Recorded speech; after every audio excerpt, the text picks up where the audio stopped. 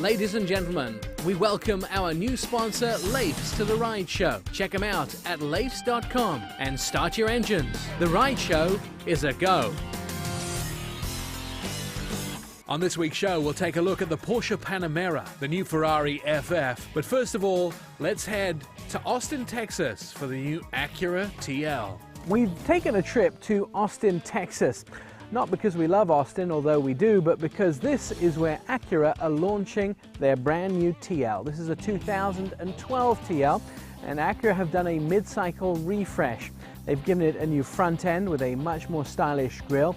They've given it a new rear end with some very nice new lines, and they've also put some new mechanical portions in the vehicle. It comes with a new transmission, which helps fuel economy go up to 2029, and they've also added a lot of safety features. Now it has the blind spot information system, so you can tell by a light in the mirror whether there's somebody in your blind spot when you're driving. But they've also given it an interior update. You'll find that it has a new navigation system, a bigger, brighter, backlit LCD screen, a 60GB hard drive that can hold 3,500 songs, and a lot of very nice tailoring on the inside, which includes alpaca leather and some new door handles and styling. Well, we had the opportunity mid-cycle to make some big changes based on consumer input. So some of it is cosmetic and some of it is beneath the skin.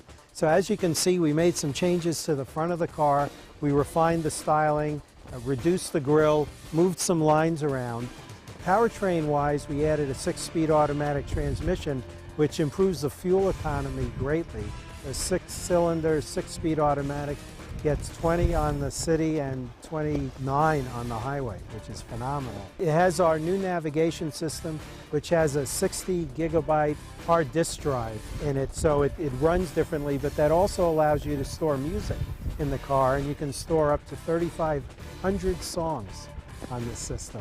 We have what we call the blind spot information system, which can measure and determine if there's a car in your blind spot left and right side, and a light on the inside near the mirror will glow to warn you of an oncoming car. It's the 4th generation car. It has a very good following and a very good owner loyalty rate. And last year we sold about 34,000 TLs, and our goal for this year is about 40,000. And that's a considerable percentage of our annual sales, which last year were 134,000. Well, the TL for several generations has been an American car. It's designed in the Acura Design Studio in California, and it's engineered and manufactured at our Marysville, Ohio manufacturing and engineering facility. Once you get behind the wheel of the new 2012 Acura TL, it's a very smooth and a very nice drive. Acura pride themselves on making their vehicles luxurious and easy to drive. We came out on some very curvy roads in Austin to put the car through its paces, and it performed really well. If you anticipate the corners and try and hit the apexes as you come out of them, the car handles amazingly well. And the fact of that super handling all-wheel drive, which is in this particular model which we're trying, transfers the power to whichever wheel needs it most, really makes this car hug the road. It measures thousands of algorithms to find out exactly which wheel needs the most power. And then of course there's the braking. You can go fast in a car and it can be very powerful and well driven, but it's also got to brake and stop when you need it to. And this car pulls no punches there. In fact, it stops in quite a short stopping distance that we tried. The other things about the car that are very pleasant to be in is the inside is well tailored. Now a European stitching has been put on the seats, and the door handles have been repositioned slightly and redesigned to make ingress and egress easier in the vehicle. It's actually so much more of a pleasure to drive than the 2011, even though that was a great car. And the fact that they've actually put a new front grille on the vehicle means the vehicle now is a complete luxury package. From a Japanese-American car to a high-level German engineering. It's New York, where Porsche pulls off the wraps of the pinnacle of performance sedan, the new Panamera Turbo S. Powered by the latest iteration of the Porsche 4.8-litre V8, the twin-turbo engine in the new S version is rated at 550 horsepower and 553 pounds-foot of torque, with an overboost function that can temporarily bump the torque to a peak rating of 590 pounds-foot of torque. The current Panamera Turbo is rated at 500 horsepower and 516 pounds-foot of torque. The power increase delivered in the Panamera Turbo S comes from the new twin turbochargers with titanium aluminum turbines and a modified engine control. The titanium aluminum reduces the turbine and compressor wheel's weight, which results in a quicker turbo response and improves the engine's agility. The new flagship sedan will accelerate from 0 to 60 miles an hour in a mere 3.6 seconds and achieve a top track speed of 190 miles an hour. Fuel consumption is expected to remain comparable to the Panamera Turbo, that delivers an EPA estimated rating of 15 miles a gallon in the city and 23 miles a gallon on the highway, an overall of 18 miles a gallon. Official EPA fuel economy estimates will be available on the Panamera when it goes on sale in North America. When we return, we'll head to Italy to take a look at a $300,000 Ferrari. Major cities in the United States are installing recharging stations so you can plug in your electric or your electric hybrid plug-in car. You may have thought that the Volt and the Leaf were the two stories in electric cars in North America, but wait, there is a new plug-in hybrid. This is the brand new Toyota Prius plug-in hybrid. It'll be here in 2012. Right now, 160 of them are on the roads in North America being tested by universities and corporations for real-world experience. Now, you'll get around 13 miles on a full charge, and then the regular Toyota Prius that we know kicks in, and you can get those great miles a gallon that we've always got from the Prius. But this is not the next evolution in plug-in cars. This is just a small baby step in what Toyota are doing. They have this coming in 2012, along with the RAV4 Electric, which is part of a Tesla-Toyota organization together. Toyota are making steps forward to make sure fossil fuel is less of a reliability. Well, we designed a plug-in Prius. Think of it as a super Prius.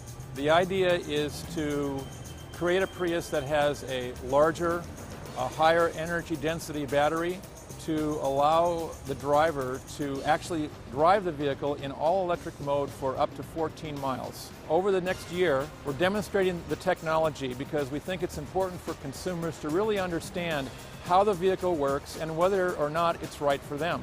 The vehicle will go on sale about this time next year. We're developing two other all-electric vehicles, or battery electric vehicles, if you will. This vehicle will launch in 2012. Also in 2012, we're going to have a battery electric RAV4 EV, which will be powered by a Tesla powertrain. And we're also going to be bringing in very small numbers an IQ EV that will be a small commuter car, probably with a range of 35 to 50 miles. We still consider conventional hybrids our core technology. We'll have to see how the market responds to the new plug-ins, but we announced about a month ago that we're actually going to launch a Prius family of hybrid vehicles. So we won't just have the regular Prius, we'll also have the Prius plug-in, a large Prius called the Prius V, and we'll have a Prius C, which is a small Prius that will be less expensive and have even better mileage. We've announced that by the end of 2012, we're going to launch 11 new hybrid models, 7 of which are all new globally. A few details about the new Prius plug-in. We have a small battery strategy. We think the smaller the battery, the better, and there's a number of reasons for that, not the least of which is cost. Lithium-ion batteries are very expensive, and we have designed this vehicle to have as small a battery as possible and still achieve an all-electric range that we think consumers will feel is a good investment. So that's the primary strategy with this vehicle. The charging time, again, with a small battery, it means charging time is much lower than it would be with a larger battery. So with a standard 110-volt outlet in your garage, it'll take about 3 hours to charge this up from full depletion to a full capacity battery. If you've got 220, it'll be about an hour and a half. We think that the demonstration program that we're doing nationally is very important as part of our market preparation. These are very different vehicles, whether it's a battery electric vehicle or a plug-in hybrid or a fuel cell. These are vehicles that consumers really don't have any understanding of, and it's up to the manufacturer to raise awareness and educate the buyer so that before the vehicles even arrive at dealerships, they have a good understanding of what to expect. So we have a demonstration program going on nationally. We have fleets in Boulder, Colorado, in New York, Washington, D.C., Portland, Oregon, Southern California. And we're actually going to be putting up on our website essentially real-time results on how those fleets are performing so consumers can really get a good understanding about what to expect.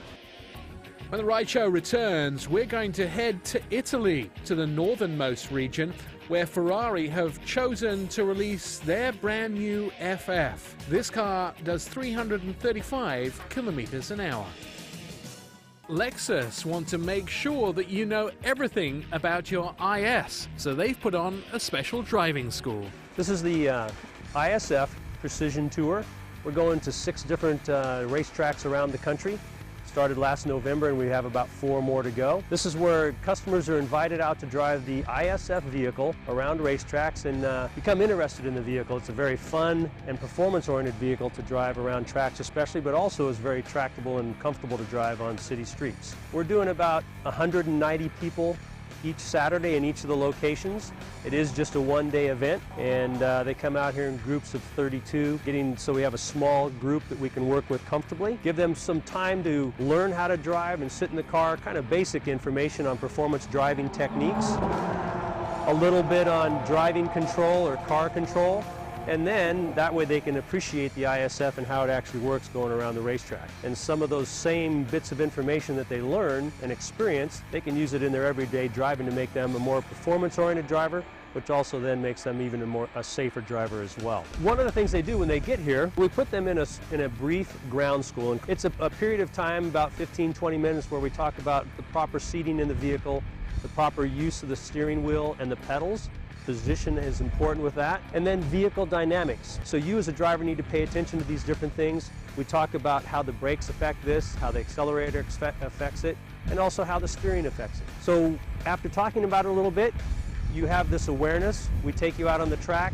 We have instructors with you in the car, leading you around and then riding with you as well. This gives you the ability to actually get a little bit of practice with some feedback about what you're doing correctly or incorrectly. And then when you go away, you may not have it all down perfectly, but you at least now are thinking about it and have a better idea of how you should be approaching something and be smoother with how you drive, and in the long run end up making you a performance driver and a safer driver. From driving school to another kind of school to find out about maintaining our car. It doesn't matter how old your car is, whether it's 20, 10, 5 years old. If it was maintained correctly and got all the correct services, it'll last you exactly how the manufacturer thought it would last you, a long time. Well, we talked to Nate at Leif's, who is a service expert, about making sure that you get your service done correctly. One of the main things that's usually missed when you go into places that are quick lubes to do a quick inspection of your car is your cabin air filter. The cabin air filter is the air you're breathing inside the car. A majority of cars that come in here, when we pull out the cabin air filter, which is underneath the dash, it's not easily accessible, this is some of the stuff you find. This cabin air filter is 100% jam-packed full of dust, so this is actually what you're breathing. When you replace your cabin air filter, this is what they look like. They're nice, white. These should be changed about every 15,000 miles. One thing that's pretty much always checked in any shop that you go into is going to be your air filter. This is what your engine breathes through. Having a plugged air filter is like holding your hand over your mouth and trying to run. So for your car to have a dirty or plugged air filter, it can drop your fuel economy by over 10%. It's really important to change these out. They're rather inexpensive and it'll save you a lot of money in the long run. Wiper blades, very inexpensive, always overlooked. After our more aggressive winters that we have, your wipers get tired, worn out, they peel, they bind, they fold over, they just don't clean your windshield like they used to. We use what's called a contour wiper blade. It's the newer style of blade. It gives you a cleaner wipe when it's raining. outside, not that it ever rains here, but rather inexpensive, definitely a safety issue, and when they break like this, it can ruin your windshield, which can be rather expensive. If you have questions for Leif, you can email him via his website at leifs.com or send us an email via our website at therideshowtv.com. The anticipation is building when we'll head to the snowy mountains to test drive the latest creation from Ferrari. They produce Ferraris in very limited numbers, and the new FF is no exception. This year we'll see 800 produced, and next year we'll see only 1,000 produced. And that's why you pay $300,000 plus for them. High in the Dolomite Mountains, in the most northern region of Italy, you will find history, where things have been done the same way for thousands of years, where dukes and princes built castles and empires. Here, the crafts are as old as Noah himself, and the wine is some of the best in the world. Both man and nature together have created one of the most beautiful landscapes imaginable. The carbonate rock is responsible for the characteristic shapes and color of these beautiful, majestic mountains. Here, nature is untouched and free. Those structures built by man embrace the beauty of the region and the simple pleasures of its people. Castles, villages, and churches follow the winding roads that show off the majestic rock and the meticulously farmed fields.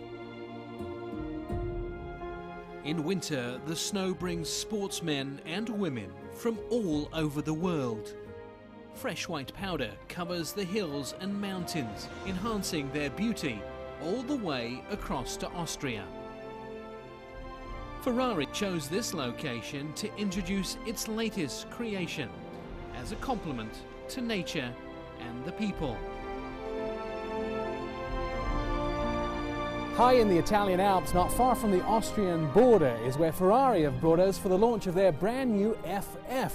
This is a four-seater with four-wheel drive that'll take you to the casino or drive you through the Alps at 335 kilometers an hour. It drives on any road conditions, including snow, ice, wet, dry, or track, and it's definitely a car that'll take the enemy down. Forward with the knowledge and skill that Ferrari has collected in its lifetime, this Italian company presents their most advanced machine ever. Made with every possible road condition in mind, the FF is their first four-wheel drive vehicle. This four-seater changes the game, as we found out when we test drove the FF. Not on road, but on mountain snow, after helicoptering the car to the top of a ski hill. Not only does it perform beautifully on road, but in snow, the handling is so good, it's shocking. The Thoroughbred with its V12 engine responds at lightning speed, partially due to some of the new materials, making it lightweight, state-of-the-art suspension, and a 7-speed F1 gearbox up the power 20% and give 25% less fuel consumption. On the road, the performance gets even more iconic, with 0 to 100 kilometers an hour at just 3.7 seconds and a top speed of 335 kilometers an hour. You can turn the presettings to respond to a wet road, so the car becomes more sticky and hugs the corners in a perfectly balanced way at speeds, with the car anticipating each wheel's needs.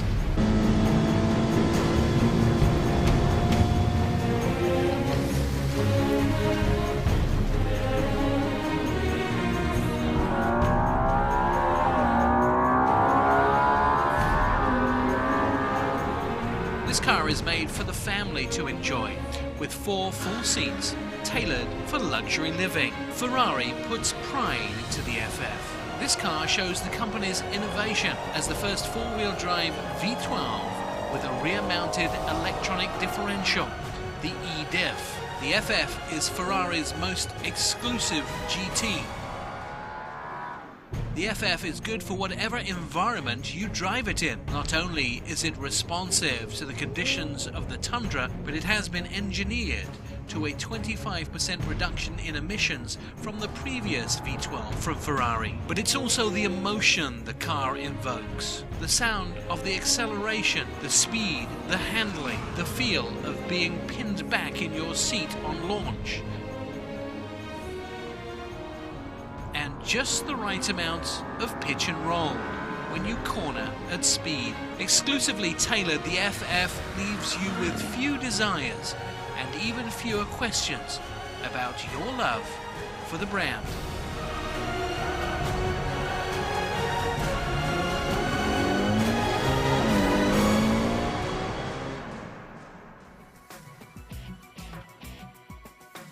Well, thanks for watching this week's show. As always, we invite you to go to our website where you can see these segments and many more that we have recorded over the years. Our website is therideshowtv.com. You can also visit us on Twitter, MySpace, Facebook, and of course, you can see all of our segments on YouTube. We enjoy bringing you the best in automotive. And until next week, bon voyage, baby.